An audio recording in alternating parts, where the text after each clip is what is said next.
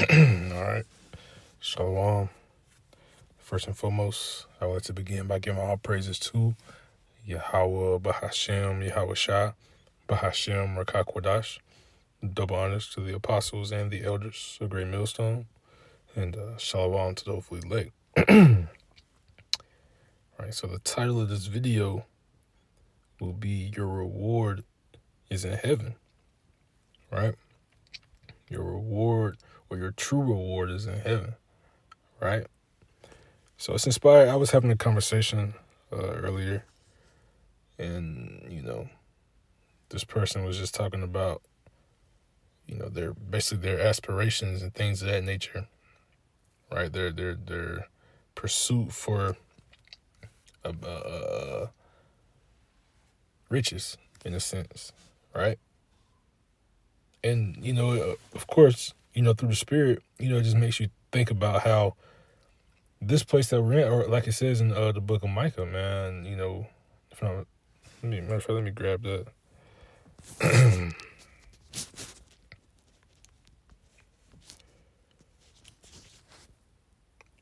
This is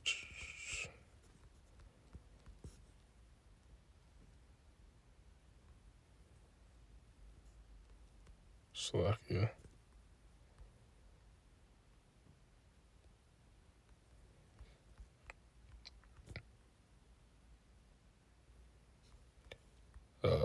Pretty sure it's in the book of Micah. Yeah, kind of. This is Micah 2:10. It says, "Arise ye and depart, for this is not your rest, because it is polluted. It shall destroy you, even with a sore destruction." We're talking about what? This world, man. This world and everything in it will destroy you because it has been polluted. Why has it been polluted?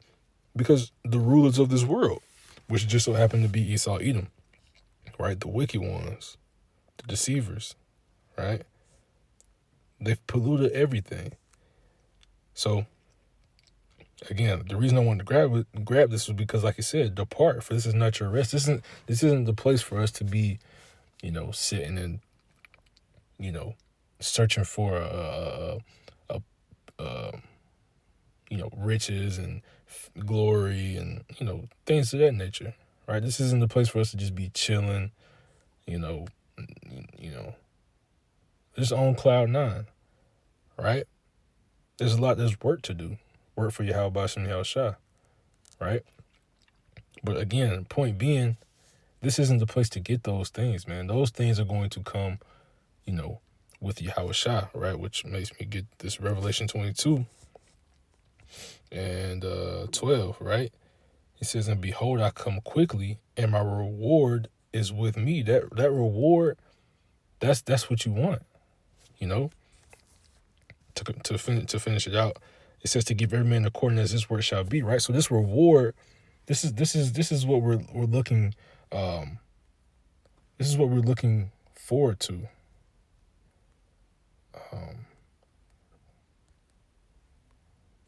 That's better, right? This is 1 Corinthians 9 and 25, right? Because again, we want that ultimate reward. The reward that's coming with the Yahweh Shai is that crown of, of the elect. That's what the elect's going to get, right? Those crowns pursuant to Second Esdras, I think it's chapter 2, right? We'll grab that after this, Lord willing, right? But this is 1 Corinthians 9 and 25. It says, I'll start 24. Yeah, it says, "Know ye not that they which run in the race run all." So everybody's running this race called life, right? Everybody's running in this race, but one receiveth the prize. So run that ye may obtain. We have to run so we can obtain what?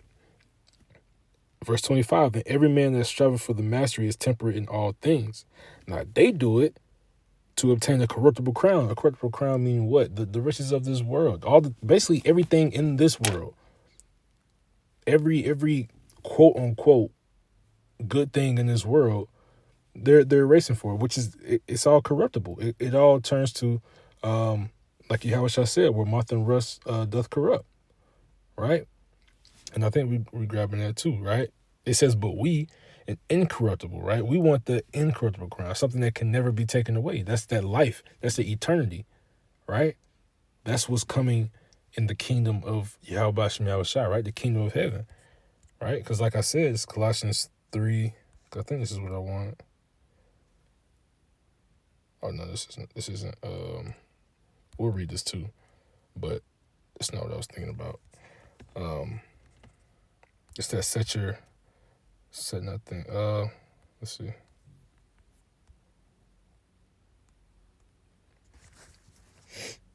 This is Matthew 6:19. Well, I'm gonna read this too. No.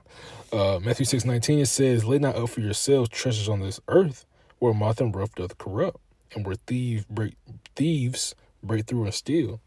But lay up for yourselves treasures in heaven, where neither moth nor rust doth corrupt, and where thieves do not break through nor steal. For where your treasure is, there will your heart be also. So if you're wrapped up in the world, right, trying to get this corruptible crown, like it says right here in 1 Corinthians 9:25, right? That can be stolen, that can be taken. You get riches in this world, somebody can, rob your car, take your car. Somebody can, if you got a trophy wife, somebody could take her, because women go with their feelings, Or you buy a house, somebody can break in. You get that job, you can be replaced. Anything that you can name, it can be taken, it can be corrupted, it can be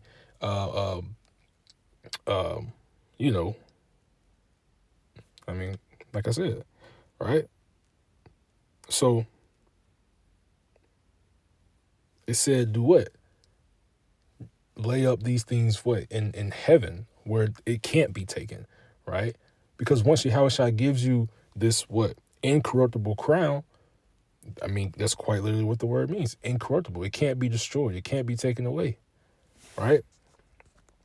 And so we can get that in that crown, right? This crowning service, because this is what we're striving for. We're not striving for things in this life, in this world, right? Now, of course, brothers have day-to-day lives, right? You got to have a job. You got to make ends meet. If you have opportunities, you could take them, right? The elders, they have taught, we're not saying that you can't do anything, but at the end of the day, what comes first, right? We're not trying to be, you should not be trying to be, rich and famous and all these things in this world. That shouldn't be in the forefront of your mind, right? That should be in the back of your mind, right? If the Lord blesses you with lump sums of money, then so be it, right? These blessings come from the Lord. Promotions come. The scriptures tell you that promotions come. They don't come from the east or the west. Perfect paraphrasing. All these things come from Yahweh Bahashem Yahushua, right? But getting to the point, 2 Esdras 2 and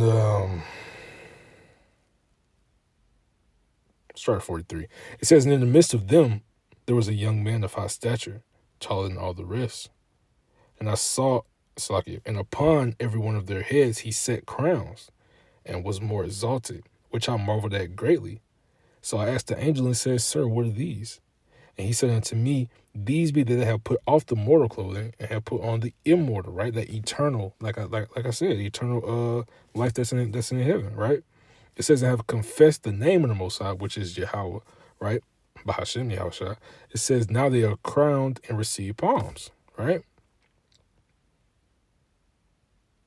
So this is that incorruptible crown, that reward.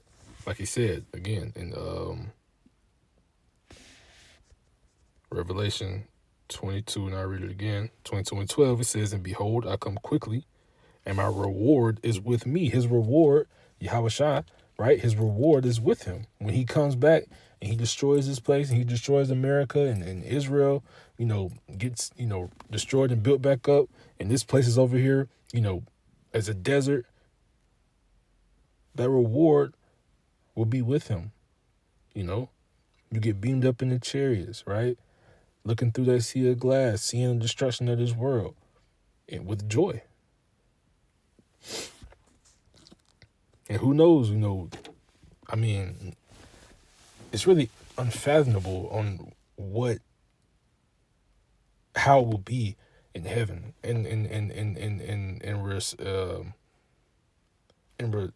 relating to,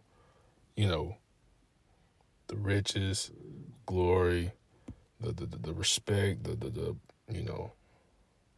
it's going to be unfathomable.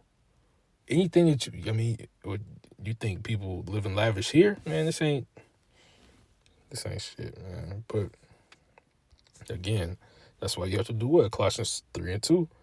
Set your affections on things above and not on things on the earth, right? Because there's no point. All these things can be destroyed, right? There's nothing here. Now, again, there's nothing wrong with, trying to advance yourself and being good at things, right? People were good at things. People had jobs, right? Yahushua had a job. David he was a musician. I'm sure he loved to play music, right? You can have extracurricular things, but at the end of the day, you have to understand and always remember that these things, at the end of the day, do not matter, right? The only thing that truly matters is your scripture, because that's the only thing that's going to save you. When shit hit the fan, when the MOTB come to place, Jacob's trouble, the nuclear destruction, missiles are already going on over there in the Middle East. So when they hit here, it ain't no turning back. So what is going to be the only thing that you have to hold on to? It's these scriptures, right? That's in the book of Isaiah. Wisdom and knowledge shall be the stability of thy times, right? Those times mean what? When Jacob's trouble, when you have nothing else, when you're on your last and you're trying your best to endure into the end so that way you can be saved, pursuant to what Yahushua said, these scriptures is going to be the thing that keeps you going, right? Not whatever music you learn how to play, not whatever fans that you earned or gained, not whatever money that you can throw, not whatever car you drive. None of that shit's gonna help you in those days. Nothing but these scriptures, right? So this is and I'll end it with this. This is Matthew 19:27, right? It says the disciples' reward, right? It says, then answered Peter and said unto him, behold, we have forsaken all and followed thee. What shall we have therefore? So this is Peter talking to, Yahushua, saying, we've given up everything to follow you, right? We've left homes, we've left, whatever. Like, so he's basically asking, like, what's going to come of it? Like, what are we getting out of this? And what Yahushua say back, verse 28, it says, and Yahushua said unto them, verily I say unto you, that ye which have followed me, in the regeneration, when the Son of Man shall sit in the throne of his glory, ye also shall sit upon 12 thrones, judging the 12 tribes of Israel.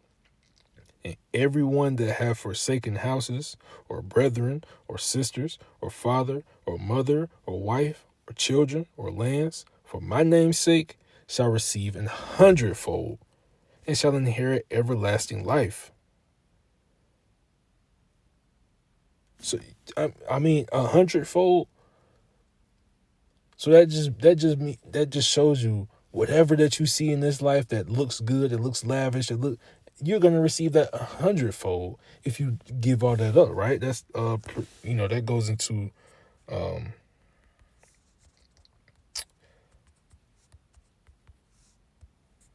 this is also Yahushua speaking, right? Matthew 16. Oh, it says it multiple times, but this one specifically is Matthew 16:25, or I was trying 24, right? Because like I said, discipleship is costly. And what's the heading of the one that we just read? Disciples' reward, if I'm not mistaken. But let me not be wrong on that. Let me go back. What did it say? the disciples' reward. Salakia. So this is discipleship is costly. So if you want that reward, it's costly, right? So this is Matthew 16:24. Then said Yahushua unto his disciples, if any man will come after me, let him deny himself and take up his cross and follow me. For whosoever will save his life shall lose it, and whosoever will lose his life for my sake shall find it. For what is a man profited if he shall gain the whole world and lose his own soul? Or what shall a man give in exchange for his soul? For the Son of Man shall come in the glory of his Father with his angels, and then he shall reward every man according to his works. So if you get whatever you want in this world, you get your riches, you get your women, you get your cars, clothes, the houses, whatever. Then what? You gained the world, but you lost your soul because you went the wrong way. Right?